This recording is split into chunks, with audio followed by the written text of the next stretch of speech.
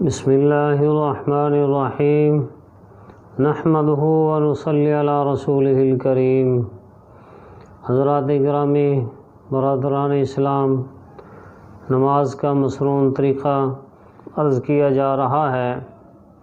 رکوع تک پہنچ گئے تھے، رکوع کے بعد قومہ ہے، اس کی تفصیل بھی آ چکی تھی۔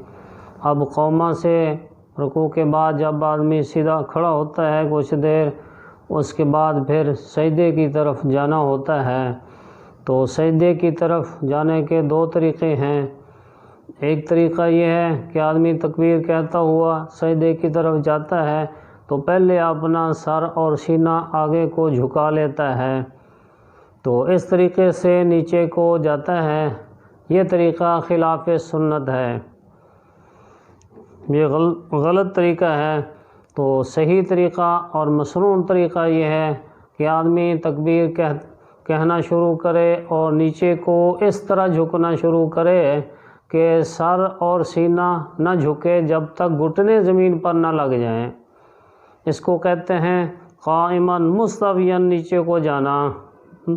تو مصنون طریقہ یہ ہے، حضرت صلی اللہ علیہ وسلم اور صحابہ کرام کا عمل اس طریقے پر تھا کہ نیچے کو جاتے تھے، سر اور سینہ مبارک یہ پہلے نہیں جھکاتے تھے۔ تو سب سے پہلے زمین پہ گھٹنے رکھنے ہوتے ہیں، تو آدمی نیچے کو جب جھکنا ہوتا ہے تو گھٹنے آگے کو نکال لے، ان میں خم پیدا کرے، جب گھٹنے زمین پر رکھ لے اس کے بعد سر اور سینہ جھکے۔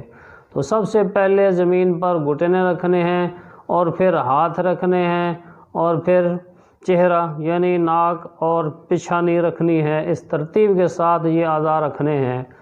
تو سجدہ حدیث پاک میں آتا ہے 7 اعضاء پر ہوتا ہے، 2 پاؤں، 2 گھٹنے، 2 ہاتھ اور چہرہ۔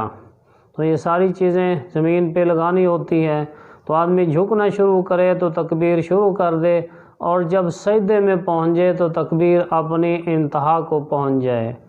تو سجدے کی حالت کیا ہونی چاہیے؟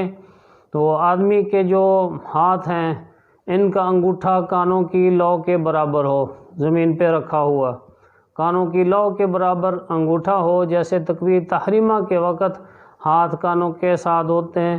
تو اس طریقے سے زمین پہ ہاتھ رکھے ہوئے ہوں، ان کے درمیان چہرہ ہو، یعنی انگوٹھوں کی محاذات کانوں کی لو کے برابر ہو۔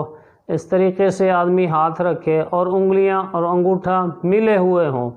پوری نماز میں ایک جگہ انگلیوں کو ملانے کا حکم ہے، وہ صرف سجدے کی حالت میں ہے۔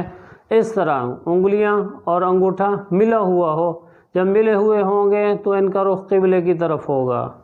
اس طریقے سے ہاتھ زمین پہ رکھنے ہیں، اور یہ کوہنیاں یہ رانوں کے ساتھ ملی ہوئی نہ ہوں، اور یہ بغلیں یہ ظاہر ہوں۔ تو بغلیں بھی اس طرح ملی ہوئی نہ ہوں، کوہنیوں بھی رانوں کے ساتھ ملی ہوئی نہ ہوں، پیٹ بھی رانوں کے ساتھ ملا ہوا نہ ہو۔ تو مردوں کے لیے مصنون طریقہ یہ ہے کہ یہ سارے اعضاء الگ الگ ہوں، اور کوہنیاں تھوڑی سی آدمی باہر کو نکالیں۔ بعض لوگ بہت زیادہ باہر کو نکالتے ہیں کہ ساتھ والے کو تکلیف ہوتی ہے، اس طریقے سے بھی نہ کریں۔ تو گھٹنوں سے تھوڑی باہر کو ہوں، اتنی باہر کو ہوں کہ ساتھ والے کو بھی کوئی تکلیف نہ پہنچے۔ تو اس طریقے سے سجدہ کرنا ہے۔ تو سجدے کے اندر پھر سجدے کی تسبیح پڑھی جائے، سبحان ربی الاعلیٰ۔ کم درجہ 3 دفعہ کا ہے، درمیانہ درجہ 5 دفعہ کا ہے۔ تو آدمی کوشش کرے کم از کم درمیانے درجے تک تو پڑھے۔ اگر امام نہ ہو تو پھر جتنی دفعہ بھی آدمی پڑھ لے، طاقت کا لحاظ کرتے ہوئے بہتر ہے۔ 3 دفعہ، 5 دفعہ، 7 دفعہ، بہرحال 3 دفعہ سے زیادہ مقدار پڑھی جائے۔ سجدہ جتنا زیادہ لمبا ہوگا اجر بھی بڑھے گا، اور صحت کے لیے بھی بہت زیادہ فائدہ ہے۔ تو جو بھی حکم نماز کے بارے میں ہے یا اور ہے، اس میں بندوں کے بہت زیادہ فائدے ہیں، روحانی اعتبار سے بھی اور جسمانی اعتبار سے بھی۔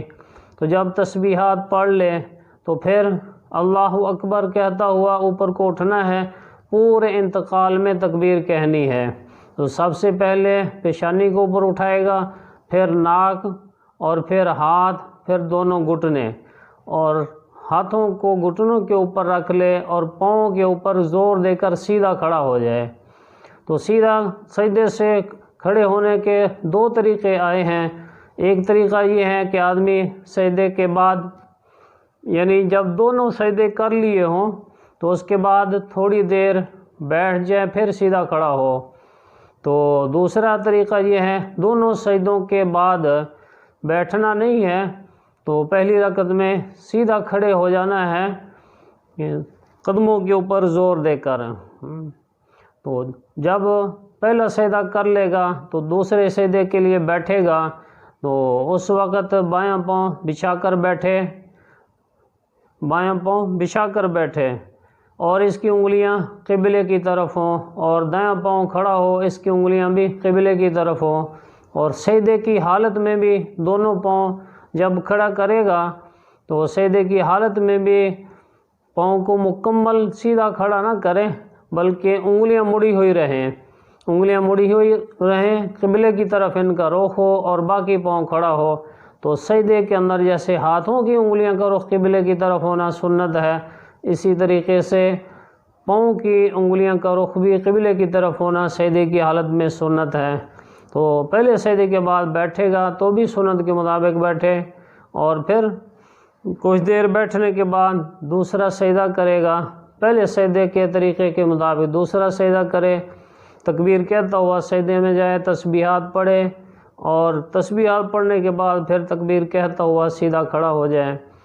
تو بعض حدیثوں میں آتا ہے آپ دو سجدوں کے بعد تھوڑی دیر بیٹھ کر پھر کھڑے ہوتے تھے، بعض میں آتا ہے کہ آپ سیدھے قدموں کے زور پہ کھڑے ہو جاتے تھے۔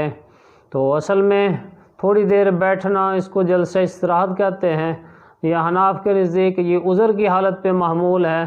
مثلاً آدمی کے اندر کمزوری آ گئی ہے، بڑھاپا آ گیا ہے، تو اس وقت کمزوری کی وجہ سے آدمی تھوڑی دیر بیٹھ جائے پھر کھڑا ہو، تو یہ طریقہ ہے۔ اور جب آدمی کو کوئی عذر نہیں ہے بغیر عذر کے، تو اس وقت آدمی پاؤں کے اوپر زور دے کر سیدھا کھڑا ہو جائے تکبیر کہتا ہوا۔